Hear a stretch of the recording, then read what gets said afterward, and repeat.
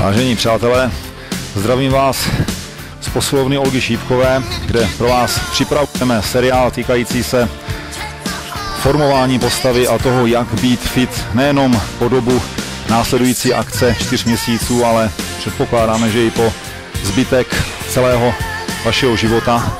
Přiznám se, celé dopoledne i odpoledne tady potím krev, takže jsem rád, že sotva popadám dech. K tomuto záběru hraje skvělá píseň od Tina Turner, Simply the Best, takže já doufám, že všichni se těšíte na to, co vás od 3.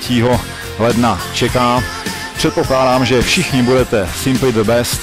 Pokusím se vám jít všem vlastním příkladem, i přestože možná teď v této situaci takhle nevypadám, ale budu se snažit nejenom s vámi se účastnit celé 4měsíční akce, ale taktéž býti takým s mentorem celého vašeho snažení, takže doufám, že všechny ty záběry, které tady dnes v tomto úžasném prostředí byly natočeny, tak vám budou k užitku, vy samozřejmě dostanete jako součást toho vzdělávacího procesu k dispozici.